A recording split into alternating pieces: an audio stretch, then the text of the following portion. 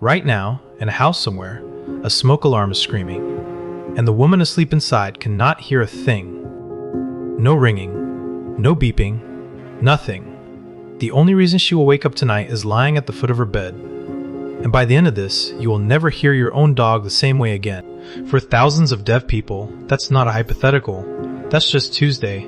Because their dog's ears are doing a job, human ears never could. Your dog's ears aren't just sharper than yours. They're standing guard over an entire world of sound you will never hear. Here's the range you're working with. You hear up to about 20,000 vibrations a second. Your dog hears past 45,000, some studies say 60. Every dog whistle, every silent pest repeller, every dying phone charger's whine, that's not silence to them, that's noise. Distance works the same way. A sound you'd need to be right next to? Your dog can catch it roughly 4 times farther away.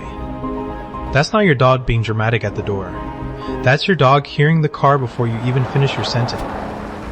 And each ear moves on its own. 18 separate muscles per ear, swiveling independently, like a satellite dish locking onto a signal, so your dog doesn't just hear a sound. They can point at exactly where it came from, without turning their head. Put it together, and you get something close to a superpower. Pinpoint direction, 4 times the range, and a pitch ceiling 3 times higher than yours. Now watch what that superpower actually does, out in the real world. Meet Hunter. A trained hearing dog, partnered with a woman named Lisa, who is profoundly deaf. For Lisa, the ordinary sounds of a house, an alarm clock, a phone buzzing, someone calling her name from another room, don't exist. Unless Hunter is there. So every morning, Hunter is the one who actually wakes her up. When her phone lights up with a message, Hunter tells her.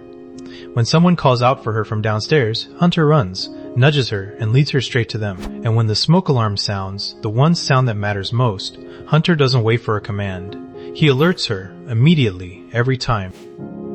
This is the actual work of Hearing Dogs for Deaf People, a charity that has now helped over 4,300 deaf people through more than 900 active dog partnerships across the UK. Lisa put it simply, having Hunter has been my lifeline.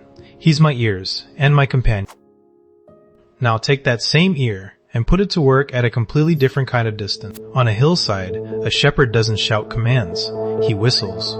And 300 yards away, farther than he could ever be heard by voice, his dog hears a specific pattern in the wind and knows exactly what it means.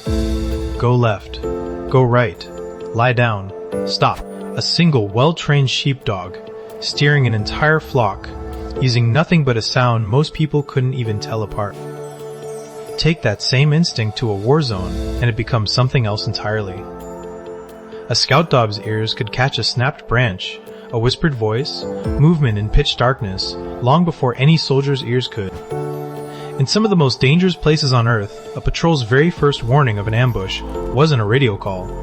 It was a dog's ears turning, half a second before anyone knew why. But there's a layer of sound underneath all of this, one so low, human ears can't register it at all. Scientists call it infrasound.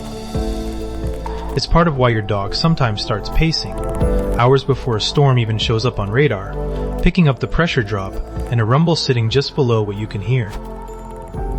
On December 26, 2004, that same sense may have done something extraordinary. Hours before the Indian Ocean tsunami hit, survivors on Sri Lanka's coast reported something strange. Dogs refusing to go near the shore. Some fled inland, hours ahead of the wave, before a single human understood what was coming. Nobody can prove exactly what those dogs heard or felt that morning. But again and again, in disaster after disaster, dogs seem to sense the earth changing before we do. Now here's the part almost nobody talks about. For some dogs, that entire world of sound never arrives at all. In breeds like the Dalmatian, congenital deafness is written into the same genes that paint their coat. The same cells responsible for pigment are the ones the inner ear depends on to survive. So the spots and the silence come from the same place.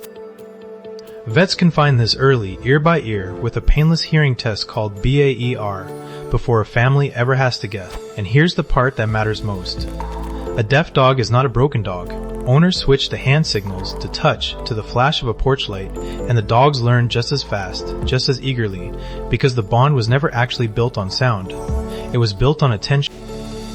Some of the most devoted dogs alive can't hear a single word you say. They just watch you like their whole world depends on it. Because it does. Once you know what those ears are doing, your dog's strangest habits stop looking strange. That head tilt when you talk to them? They may be swiveling those ears to catch you more precisely, and listening for the one or two words they actually know, because they really are listening to you, specifically. Studies on dog brains show they process both what you say and how you say it, the words, and the feeling behind them, closer to how we do than almost any other animal. They hear the mouse in the wall you don't, the treat bag from 2 rooms away, and underneath everything else, at all times, one sound they are always half listening for, you, your footsteps, your voice, your car, in a driveway full of other cars. So the next time your dog's ears snap toward a sound you can't hear, or they're waiting at the window before your car ever turns the corner, remember what you just learned. That same sense stands guard over people who live in total silence. It's warned soldiers of danger they couldn't see. It may have moved dogs to higher ground before a wave nobody else saw coming. Your best friend is listening to an entire world you will never hear. And of everything in it, the sound they care about most is you, coming home. If you love this, subscribe. Every week I dig into the science and the stories behind our dogs. This channel is built around Normie, my service dog, who inspired everything we do.